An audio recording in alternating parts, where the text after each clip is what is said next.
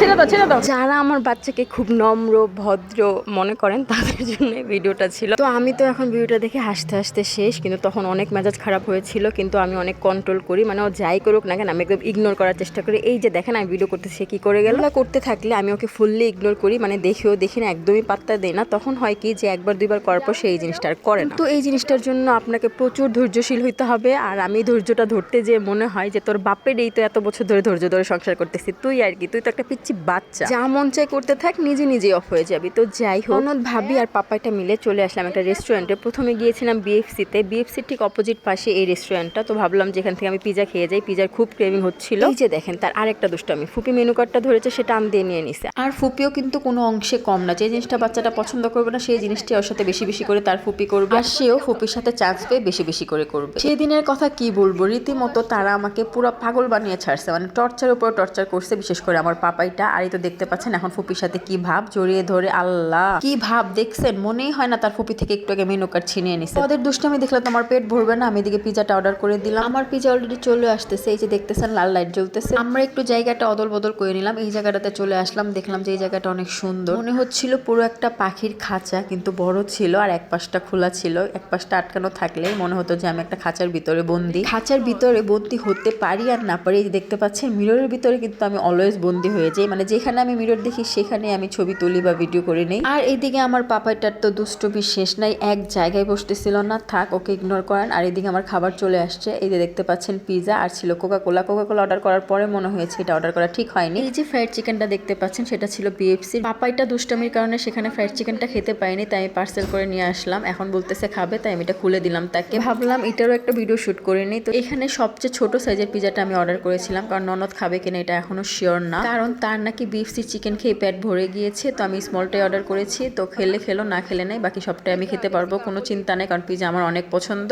কিন্তু এখানকার পিজাটা আমার এত একটা ভালো লাগেনি, কারণ চিজে ওভারলোড ছিল না, তারপর আবার কেমন কেমন জানে ছিল, মানে এত একটা বেশি চিজ ওরা দেয়নি। মেবি এই পিজাটার প্রাইস ছিল 300 থেকে 350 টাকা, আমার খেয়াল নাই। আর এখানে একটা সস দিয়েছিল, mayonnaise and tomato sauce mix. তাদের সসটা তেমন একটা ভালো লাগেনি, করার খেতে তো হবে, খেতে যখন আসছি পিজা, আর যেহেতু পিজার ক্রেভিং হচ্ছিল, তো এই পিজা থেকে একটা স্লাইস ননদকে উঠিয়ে দিলাম, আর একটা স্লাইস পাপাইটাকে দিলাম, আর আমি 2 স্লাইস নিয়ে বসেছি, কিন্তু ননদ এক কামড় খেয়ে আর খাইনি, পরে আমিই খেতে হয়েছে। আর এই যে দেখেন আমি বারবার পাপাইটার দিকে ঘুরে ঘুরে তাকাচ্ছিলাম, কারণ সে এতটা জ্বালাচ্ছিল কি বলবো। ফ্রাইড চিকেন খাবে বলছে কিন্তু ফ্রাইড চিকেন খাচ্ছিল না, পিজা খাবে বলেছে, এক স্লাইস দিয়েছি তাও খাবে না, বারবার চাচ্ছিল কোকা কোলা, মানে সে ঠান্ডা কোকটা খাবে, আমি দিতে চাচ্ছিলাম না।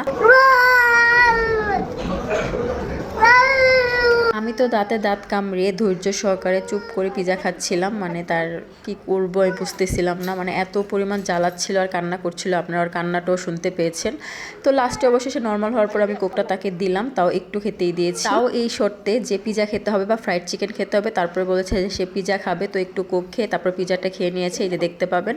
তো আমি তার দিকে ক্যামেরাটা ঘুরে দিয়েছি, মাশাল্লাহ, কেউ মাশাল্লাহ বলতে ভুলবেন না। সেও আমার সাথে চালাকি করে কোক খাওয়ার জন্য এক বাইটি কামড় দিয়েছে, এরপর আর খায়নি। যেমন ফুপু তেমন তার ভাতিজা, মানে ফুপু এক কামড় খেয়েছে পিজা, সেও এক কামড় খেয়েছে, মানে তারা কম্পিটিশন লেগে আছে, তারা দুজন আমাকে আজকে জ্বালাবে, তারা দুজন সেম রকমের খাবার খাবে। কিন্তু না, ফুপু তো ফ্রাইড চিকেন খেয়েছে, তুমি তো খাওনি। পরে দেখেন এই যে কোকা কোলা পেয়ে সে কি খুশি, করে একটা বেটকি দিল, যা তুই ফ্রাইড চিকেন খেলে খাবি, না খেলে নাই, আমি তোরটা খেয়ে নেই। তো আমার পেটে অনেক ক্ষুধা ছিল, আমি পিজাও খাচ্ছিলাম, ফ্রাইড চিকেনও খাচ্ছিলাম, কি আর করার, ওরা যখন খাবে না খাবার তো ওয়েস্ট করতে পারবো না। আর আমি খাবার ওয়েস্ট করা একদমই পছন্দ করি না। আপনাদের সাথে একটা জিনিস শেয়ার করি, সেটা হচ্ছে আগে যখন রেস্টুরেন্টে আসা হতো বা অনেক খাবার অর্ডার করা হতো, সব খাবার খাওয়া যেত না, তখন খাবারগুলো প্যাক করে নিয়ে আসতাম, তারপর কি করতাম, একদম বড় কুকুর আছে রাখি আসবে বা একদম বড় কুকুর। রেস্টুরেন্টের নিচেই দেখবেন কিছু বাচ্চা ফুল বিক্রি করতেছে, বেলুন বিক্রি করতেছে, তারা আপনার কাছে এসে বলবে আপা টাকা দেন, আপা খাবার দেন, তখন তাদেরকে এই খাবারগুলো আমি দিয়ে দিতাম। পাপাইটাকে বলছিলাম নেক্সট টাইম থেকে তোমাকে আর কোথাও নিয়ে যাব না, তোমার ফুপির কাছে রেখে আসবো, বড় ফুপি তোমাকে পিটি দিবে, হ্যান তেন অনেক কিছু বলছিলাম, আমিও বলছিলাম, সাথে তার ছোট ফুপিও বলছিল, কি কর অতিরিক্ত জ্বালাচ্ছিল। এই জ্বালানোর ব্যাপারটা যখন আমি তার পাপাকে শেয়ার করলাম, সে বলতেছে আমার সাথে তো এমন করে না, তোমার সাথে গেলে এমন করে। বাচ্চা জ্বালানো দেখে কি আমি মেজাজ গরম করব, তার পাপার কথা শুনে আমার মেজাজ গরম হয়ে গেছে। সাথে সাথে উত্তর দিলাম যে তুমি কোথাও রেস্টুরেন্টে নিয়ে যাও, ঘুরতে নিয়ে যাও, আগে যাও, তারপরে দেখো তোমার ছেলে এমন করে কি করে না। আজকে আমার জায়গায় তুমি হলে দেখা যেত কি করতে, সমস্যা নাই, নেক্সট টাইম কোথায় গেলে এমন করলে দেখা যাবে তুমি কি করো, সেটাও ভিডিও করে রাখবো। আর আপনারা সেই ভিডিও অবশ্যই দেখতে পেয়েছেন। এর দিকে রোজাতে শপিং করতে যে যখন আমরা ইফতারি করতে একটা রেস্টুরেন্টে গিয়েছিলাম, তখন সে অনেক জ্বালা পাচ্ছিল তখন তার পাপা বড় বড় চোখ করে তার দিকে তাকাচ্ছিল। আর কি কি রিয়াকশন করেছিল সেই ভিডিওটা দেখলেই বুঝতে পারবেন। আমি এই ভিডিওটার উপরে সেই ভিডিওটার লিংক দিয়ে দিব, আপনারা অবশ্যই যেয়ে দেখে আসবেন।